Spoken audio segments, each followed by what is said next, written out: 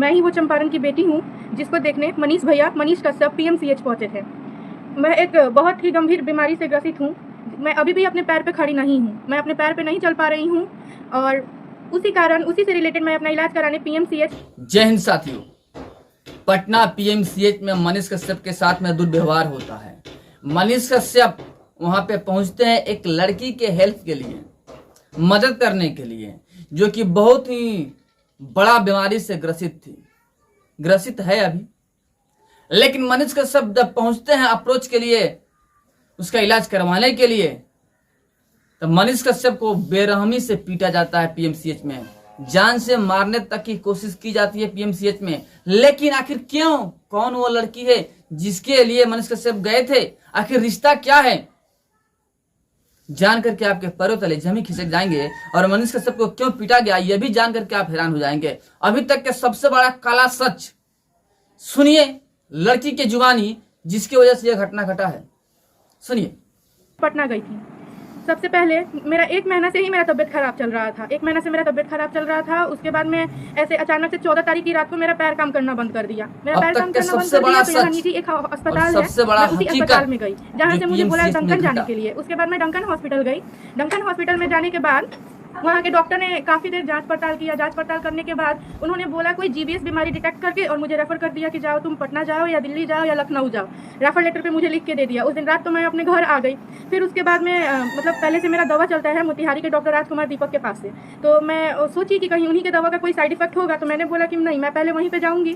फिर मैं मोतिहारी में डॉक्टर राजकुमार दीपक के पास गई। उन्होंने भी मुझे 1-2 घंटे रखा। उसके बाद में उन्होंने भी मुझे रेफर कर दिया। फिर मैं अपने घर आ गई। घर आने के बाद सब कुछ होने के बाद हुआ कि मैं एम्स जाऊंगी या आईजीएमएस जाऊंगी। फिर जब मैं एम्स गई, एम्स में मेरा नंबर लगा। जब मैं एम्स गई, एम्स के जब गेट पे मैं गई तो वहाँ मेरे पास तो पैसा उपलब्ध था नहीं। मैं बहुत ही गरीब परिवार से बिलोंग करती हूँ, मतलब ना अमीर हूँ ना गरीब हूँ। खाने तक को मेरे पास बस पैसा है, उतना नहीं है कि मैं इलाज में अपना लाखों करोड़ों दे दूँ। उसके बाद में जब मैं वहाँ पे गई एम्स में, तो एम्स के डॉक्टर बोल रहे हैं 1.5 लाख रुपया पे करो तभी मैं एडमिट लूंगा, क्योंकि जो वैक्सीन लगने वाला है वो वैक्सीन का कीमत 1.5 लाख रुपया है। उसके बाद में वहाँ से मैं पैरामेडिकल कोर्स की हुई हूँ रक्सौल के एक सेंटर पे। तो मैं अपने डॉक्टर मनीष सर को फोन की। मैंने बोला कि सर, मेरे पेरेंट्स ने भी बोला कि ऐसा बात है, क्यों बनाए गए हैं यहाँ पे बोल रहे हैं लोग पहले 1.5 लाख रुपया पे करने के लिए, उसके बाद में मैं यहाँ पे अंदर एडमिट लूंगा। तो मैं वहाँ पे 2-3 घंटा लगभग मैं वहाँ नीचे बिछा के एम्स के गेट पे पड़ी रही कि कोई डॉक्टर कोई नर्स मुझे देखने नहीं आया। उस समय मुझ पे और मेरे फैमिली पे क्या बीत रही थी आप सब में से कोई नहीं सोच सकता है। और उसके बाद में फिर मैंने अपने सर से बात किया। उन्होंने कहीं से बात किया, कुछ किया, मनीष भैया से बात किया, किससे बात किया, मैं उस टाइम उतने होश में नहीं थी कि मुझे सारा बात याद रहे। उसके बाद मैं वहाँ पे जब पीएमसीएच गई तो लिंक लगा के कुछ करके मेरे मनीष सर ही मेरा नंबर लगवाए। और उसके बाद में जब नंबर लगा तो स्ट्रेचर पे मैं अंदर गई। जब अंदर गई तो स्ट्रेचर के लिए पीएमसीएच का सबसे बड़ा ये, जब आप स्ट्रेचर से वॉशरूम जाओगे, मेरे पास तो मानो तो पैर है ही नहीं। मैं अगर वॉशरूम के लिए भी जाऊँ तो स्ट्रेचर के लिए मुझे 100-200 पे करना पड़ता था। अगर आप एक बार स्ट्रेचर पे बैठ गई तो स्ट्रेचर पे जाओ, कहीं भी जाओ, उसके लिए भी आपको पेमेंट करना पड़ता है। और फिर उसके बाद में जब मैं गई तो मेरा मतलब मैं तो एडमिट हो गई। फिर 1 दिन तक मैं इमरजेंसी में थी। फिर मुझे हथुआ वार्ड में भेज दिया गया। वहाँ पे भेजने के बाद क्या हुआ, जैसे बड़े हॉस्पिटल है, सबका यही हालत है। 4 दिन हो गया मैं पड़ी रह गई, मुझे कोई वैक्सीन लगा, नहीं मुझे कोई इंजेक्शन लगा। मुझे तो पता नहीं है कि क्या लगना है क्या नहीं लगना है। नॉर्मल स्लाइन और इंजेक्शन मुझे लग जाता था। तो फिर उसके बाद में गरीब मारे जाते हैं। सर को फोन किया कि सर आपने बोला था कोई इंजेक्शन लगेगा, और मतलब यहाँ कोई भी इंजेक्शन डेली जांच वगैरह हो रहा है, सीवीसी यही सब जांच हो रहा था। फिर उसके बाद में 4 दिन तक ऐसे ही हो गया। फिर मैंने अपने सर को बोला कि सर यहाँ पे ना प्रोसेस है, सब कुछ का व्यवस्था है, लेकिन गरीब लोगों के लिए कुछ नहीं है। सब है, नेताओं के लिए है और जो डॉक्टर है उनके परिवार के लिए है। हम लोग जैसे आम जनता के लिए कुछ नहीं है यहाँ पे। फिर उसके बाद में सर ने बोला कि तुम टेंशन नहीं लो, मैं बात करता हूँ किसी से। फिर मेरे सर ने पता नहीं किससे बात किया, नहीं किया। और फिर उसके बाद में डॉक्टर्स आते थे, देखते थे और बोलते थे कि हाँ होगा, लेकिन कब होगा कोई नहीं बोलता था। उसके बाद में 4 दिन तक बेड पर रहने के बाद मेरी हालत खराब हो गई। धीरे धीरे मेरा हाथ भी काम करना बंद कर दिया था। अभी भी मेरे हाथ में उतना ताकत नहीं है। फिर उसके बाद में धीरे धीरे मेरा हाथ भी काम करना बंद कर दिया था। तो मैंने सर को बोला, तो सर मैंने अपने मनीष भैया को भी बोला। जब मेरे मनीष भैया को झूठा इल्जाम में फंसा के जेल भेजा गया था, उस समय मैं अपने पैरामेडिकल के थ्रू से मैं अपने भैया को राखी भेजी थी। उस समय भी मैं अपने भाई के साथ थी। तो जब मैं हॉस्पिटल में पड़ी थी, मेरे भाई मेरे को देखने कैसे नहीं आते हैं। आप ही लोग किसी को देखने जाओगे, आपकी भी बहन माँ कोई भी भर्ती हो सकती है, तो देखने जाओगे तो इसका मतलब क्या हुआ, आपको मारा पीटा जाएगा, आपके साथ गलत व्यवहार होगा। नहीं ना, वो माइक लेके आए थे या वीडियो बना रहे थे या क्या कर रहे थे कि उनके साथ ऐसा व्यवहार हुआ। उस समय मैं बोलने के होश में नहीं थी। उस समय भी मैं बोल रही थी मुझे नहीं कराना है ट्रीटमेंट, मुझे घर ले चलो। जहाँ पे मेरे भाई के साथ ऐसा व्यवहार हुआ मैं मर जाऊंगी। बट ट्रीटमेंट नहीं कराऊंगी। बट मैं उठने के भी होश में रहती तो मेरे भाई के साथ उस दिन वैसा नहीं होता, मैं वहां से निकल जाती, मेरा ट्रीटमेंट नहीं होता, लेकिन ऐसे उनको कोई ऐसे कष्ट नहीं हॉस्पिटल के ऊपर करता। कार्रवाई उसके होनी बाद में क्या चाहिए, हुआ, ताला वो गए लटकना अंदर चाहिए और ऐसे जाके ऐसे बोले कि हॉस्पिटल के ट्रीटमेंट मतलब ऊपर, वैक्सीन जो है वो लगाने के लिए मैंने फिर मनीष भैया जहाँ एक दिन पे पहले किसी गरीबों को का भेजे कोई थे, वो हेल्प आया नहीं कुछ होता कुछ है, हुआ, कोई लेकिन मदद उसके बाद नहीं कभी किया कोई जाता है। सुनवाई नहीं हुआ। उसके बाद में चौथे दिन मनीष पैसे भैया आए, वालों के लिए चौथे दिन बना है मनीष भैया हॉस्पिटल, आए तो बोले ऐसे कि जांच का रिपोर्ट हॉस्पिटल सब बनने का आएगा, क्या तो वो लोग बोला फायदा, वैक्सीन लगेगा। इसमें ताला तो लगना उसके बाद चाहिए। में मनीष भैया और गए जितने और भी खुद से मेरा अधिकारी हैं रिपोर्ट लेके इसमें, आए, जो कि रिपोर्ट बोल सबके रहा ऊपर था लोग कार्रवाई कि इस दिन होनी नहीं मिलेगा, अगले दिन मिलेगा, नहीं तो मंडे को मिलेगा। फिर जाके भैया मेरे लिए वो लेके आए और उसके बाद में जब डॉक्टर को दिखाएं तो डॉक्टर बोल रही है कि आज से ट्रीटमेंट स्टार्ट नहीं होगा, कल से स्टार्ट होगा। किसी की भी बहन जब व्हील चेयर पे बैठी रहेगी तो किसी के भाई को कैसा लगेगा। जब मैं उस समय व्हील चेयर पे थी तब मेरे भाई को भी अच्छा नहीं लगा। उसके बाद में क्या बोला जाता है, फिर मेरा भाई गया अंदर, जो एक डॉक्टर थी, लेडीज डॉक्टर थी, उससे गया, बात किया कि क्या दिक्कत है, नहीं है। उसने बोला जीवियस सिंड्रोम जैसा लग रहा है, रिपोर्ट आने के बाद जांच होगी।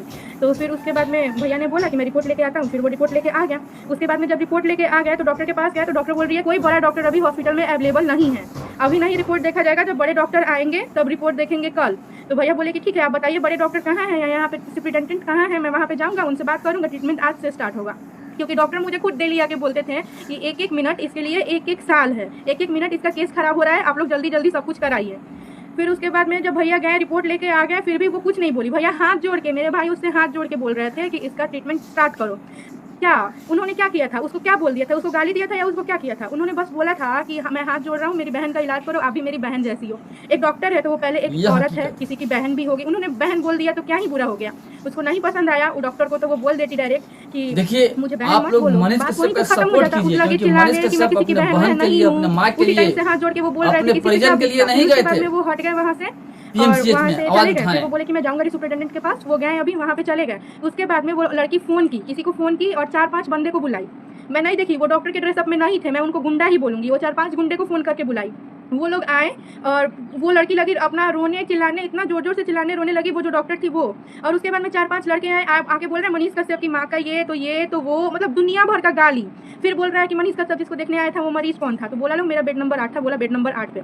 फिर वो मुझे देखने आया। इतना मतलब कोई भी इंसान बीमार है, मैं 1 महीने से लगभग बीमार थी, तो कोई भी अंदर से वीक हो जाएगा। मैं सिर्फ व्हील चेयर पे बैठी थी, मैं बहुत ही ज़्यादा वीक हो गई थी। उसके बाद में वो लोग इतना मेरे पीछे आके अगल बगल में चिल्लाया, इतना चिल्लाया कि मैं बेहोश हो गई। फिर भी डॉक्टर वहाँ के कुछ नहीं किए, ना ही मुझे देखें।